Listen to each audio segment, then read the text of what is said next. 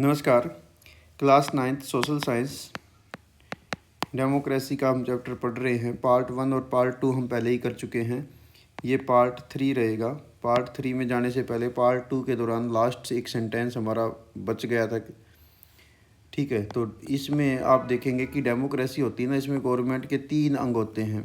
ठीक है, one is legislature, second one is executive और थर्ड वन इज जुडिशरी। ठीक है, विधान पालिका, कार्यपालिका और न्यायपालिका। ठीक है, ये कॉन्स्टिट्यूशन के फ्रेमवर्क के अंतर्गत आती हैं, तो इनको आप ध्यान रखेंगे। अब हम आज का टॉपिक मेन शुरू करते हैं, वो है टाइप ऑफ डेमोक्रेसी। देखिए, टाइप ऑफ डेमोक्रेसी में हम पढ़ेंगे कि जो लोकतंत्र हैं दुनिया में वो किस किस प्रकार से कार्य करते हैं। इसमें 2 टाइप्स के रहते हैं, एक होता है डायरेक्ट डेमोक्रेसी और दूसरी होती है representative democracy. In the ancient Greek, particularly Athens, जो एथेंस वहाँ का है, adult mail citizen directly participate in the decision and decision making while women, slave and foreigner were exclude. आपने पीछे पढ़ा था सबसे पहले कि जो यूनान था, एथेंस, वहाँ पर प्राचीन काल में केवल वही व्यक्ति वोट कर सकता था जो युवा और पुरुष होता था, लेकिन उसमें वोमेन, दास और विदेशियों को किसी प्रकार का वोट का अधिकार नहीं था। But in many vast modern country direct democracy is impossible. The vast population cannot collect at one place. For example, in just impossible for almost 1 billion vote of India to find a place where 50 to 60,000 people can assemble for discussion. तो आज की दुनिया में यदि हम बात करें तो जहाँ जनसंख्या बहुत ज़्यादा होती है, तो आप ये परिकल्पना भी नहीं कर सकते कि वहाँ पर 50 से 60 हज़ार लोगों को एक साथ किसी डिसीजन के लिए इकट्ठा किया जा सके। तो इसलिए इसमें आगे कहता है कि people engage in the direct occupation and business can not meet at the same time. और लोग अपने अपने कार्यों में लगे रहते हैं, व्यवसाय में लगे होते हैं, और वो एक स्थान पर एक साथ नहीं आ सकते। Direct participation was possible in small countries with a few occupations. छोटे देशों में ऐसा हो सकता है जहाँ पर कुछ एक लोग जो है वो डायरेक्टली पार्टिसिपेट करते हैं। A system of representation had to be diverse so there could be a popular government। और इसमें आजकल जो एक व्यवस्था चलती है वो है अपने प्रतिनिधि का चुनाव। जैसे हम जो है भारत के अंदर अपनी वोट देते हैं और हम स्टेट लेवल पर एमएलए और नेशनल लेवल पर एमपी, मेंबर ऑफ पार्लियामेंट, चुनते हैं। वो हमारे रिप्रेजेंटेटिव के रूप में गवर्नमेंट में काम करते हैं। In this system the people elect their representative. हम अपने रिप्रेजेंटेटिव चुनते हैं। Who make the laws and supervise the functioning of the government. और वे हमारे लिए कानूनों का निर्माण करते हैं और सरकार के कार्यों को सुपरवाइज करते हैं, या वो उनकी देख रेख करते हैं या उनको चलाते हैं। So what is the difference in it is still a democratic system. क्या ये एक डेमोक्रेटिक सिस्टम है? Yes, because in representative democracy people are supreme authority। हाँ, इसमें भी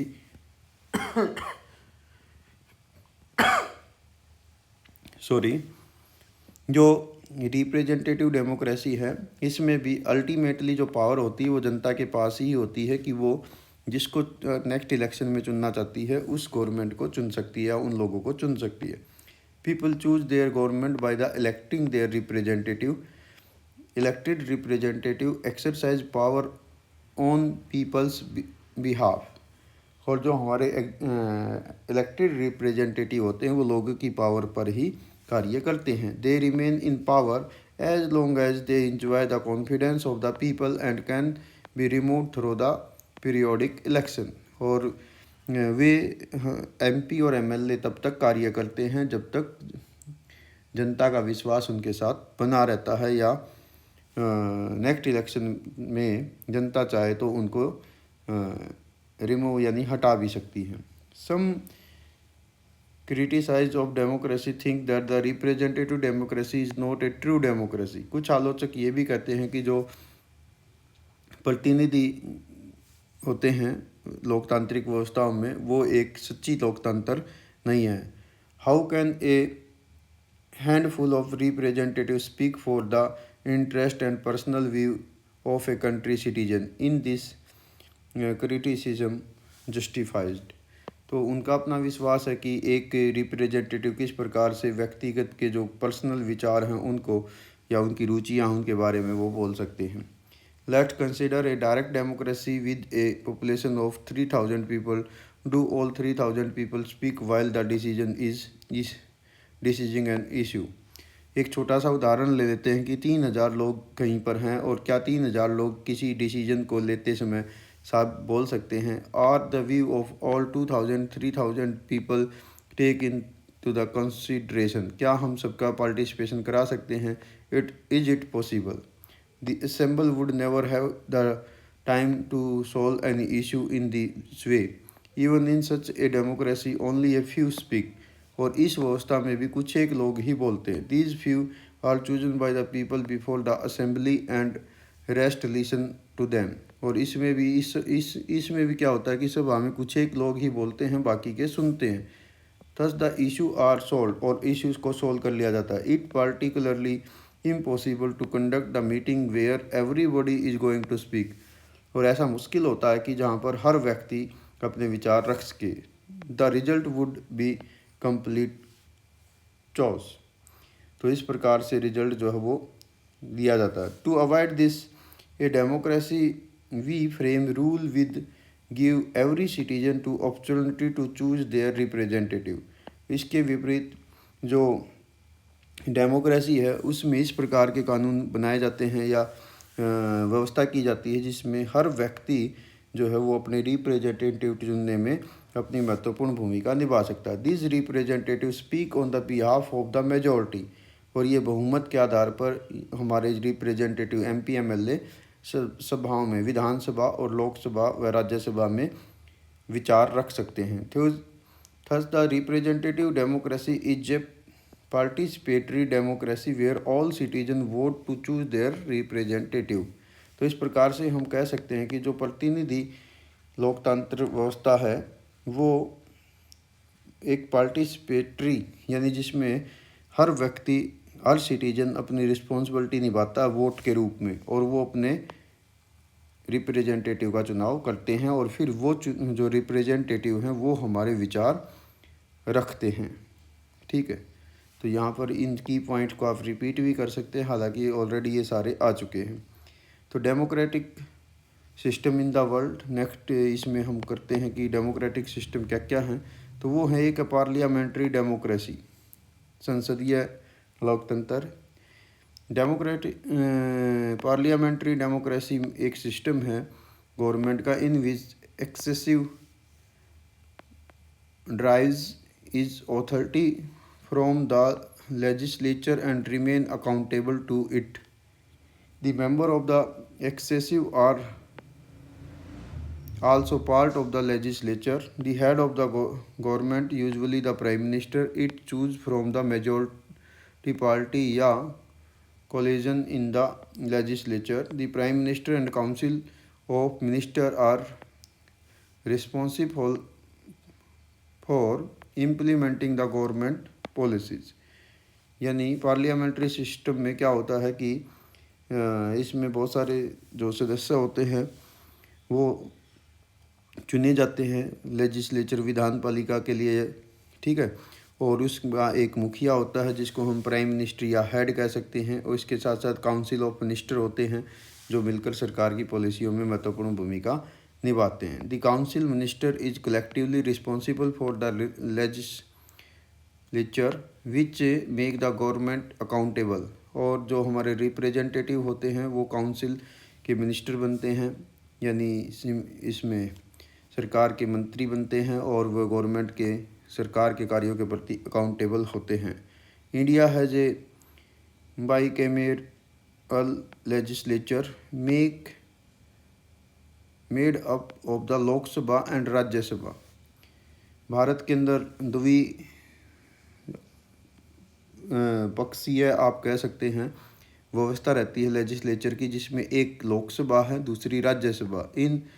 इन our country the council of minister can continue working as long as they have confidence of the Lok Sabha. और हमारे देश के अंदर काउंसिल के जो मंत्री होते हैं वो तब तक कार्य कर सकते हैं जब तक वो लोकसभा के विश्वास में बने रहते हैं। In this forum of the government citizen elect the member of the legislature. और इसमें लोग अपने मंत्रियों का चुनाव करते हैं, अपने MP MLAs का चुनाव करते हैं। Elected member became the minister part of the executive. और इनमें कुछ लोगों को मंत्री बनाया जाता है, यानी एग्जीक्यूटिव पावर्स उनको दी जाती हैं। In a parliamentary system there is a close relationship between the executive and the legislative branch.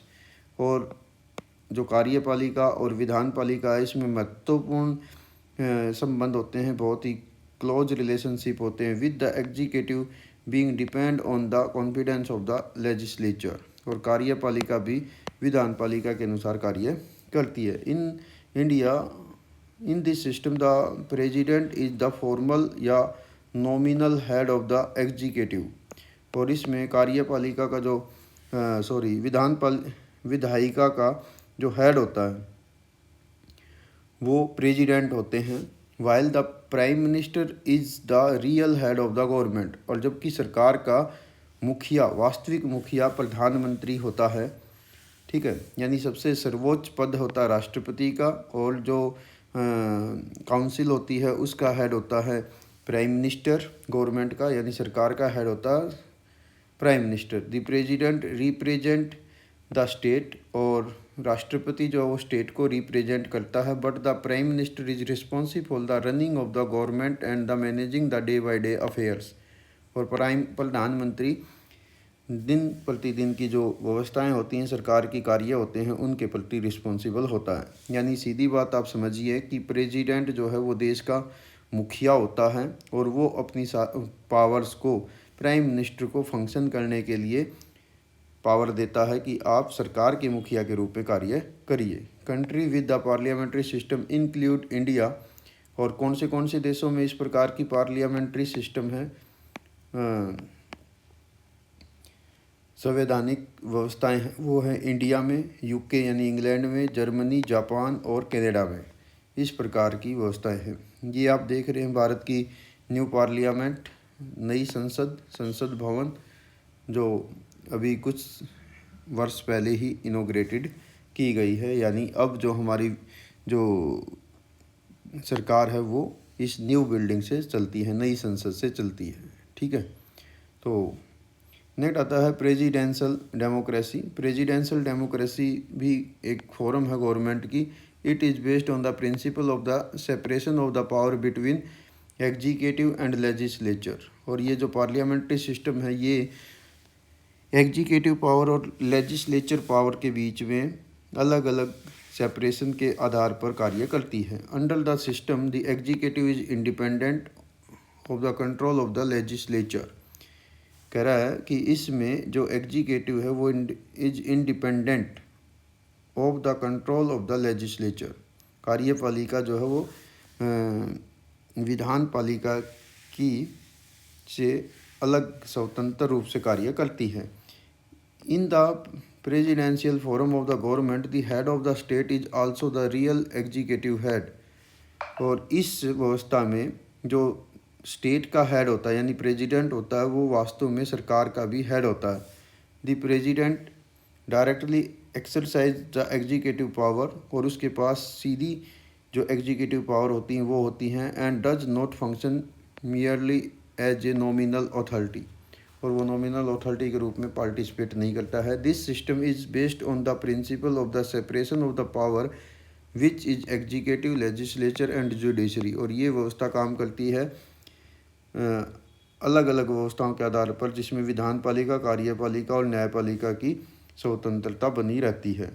The executive is not responsible for the legislature and can not dissolve it.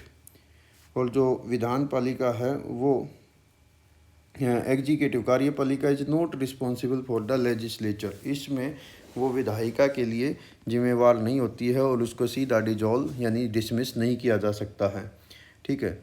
While the judiciary remain independent. और न्यायपालिका स्वतंत्र रहती है of the both executive and the legislature.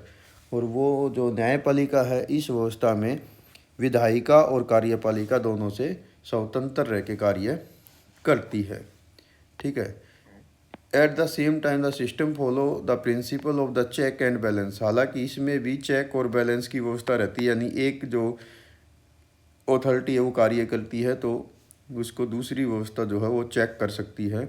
All the three organ of the government, यानी three organ कौन से, executive, legislature और judiciary, ये गवर्नमेंट के सेपरेट अंग के रूप में काम करते हैं। They keep a check on the one another and prevent misuse of the power. और ये एक दूसरे को चेक एंड बैलेंस की इसमें व्यवस्था रहती है और किसी भी प्रकार की पावर के मिस यूज को ये रोकते हैं। The president hold significant executive authority, और राष्ट्रपति के पास सर्वाधिकार सुरक्षित होते हैं। But these power are limited, लेकिन ये पावर्स लिमिटेड होती हैं कॉन्स्टिट्यूशन प्रोविजन के अनुसार। एंड चेक एंड बैलेंस, और चेक एंड बैलेंस और जो कॉन्स्टिट्यूशन प्रोविजन है उनके अनुसार प्रेसिडेंट की पावर्स को भी लिमिटेड किया जाता है। Another important feature of the presidential system is a political homogeneity, it not essential. ठीक है, ये इसकी एक अलग विशेषता होती है। Member of the cabinet do not have the belong to the same political party as a president. और इसमें मेंबर जो होते हैं ना कैबिनेट के, वो ज़रूरी नहीं है do not have to belong the same political party as a president, president के रूप में उसी पार्टी का होना वो ज़रूरी नहीं है। At present country like USA, Brazil, इनके अंदर प्रेसिडेंशियल फॉर्म है गवर्नमेंट का। Sri Lanka has semi presidential system, not a purely presidential या प्योरली पार्लियामेंट्री सिस्टम। श्रीलंका में भी आप इसका उदाहरण दे सकते हैं, लेकिन वो सेमी है, अर्ध व्यवस्था है, पूरी तरह से नहीं है। तो नेक्स्ट हम देख लेते हैं कि कितना हमारा चैप्टर बचता है। ये एक पार्ट में और हो सकता है, या इसको क्विकली देख लेते हैं। ठीक है, चलिए इसको हम एक अलग उसमें रखेंगे, क्योंकि ये डेमोक्रेसी से अलग टॉपिक रहेगा जिसको हम पार्ट 4 के अंतर्गत कवर कर लेंगे। तो नेक्स्ट पार्ट हम कवर करेंगे 4, जिसके अंदर हम डेमोक्रेसी के अलावा जो सरकारें चलती हैं उनके बारे में अध्ययन करेंगे। Thank you, have a nice day.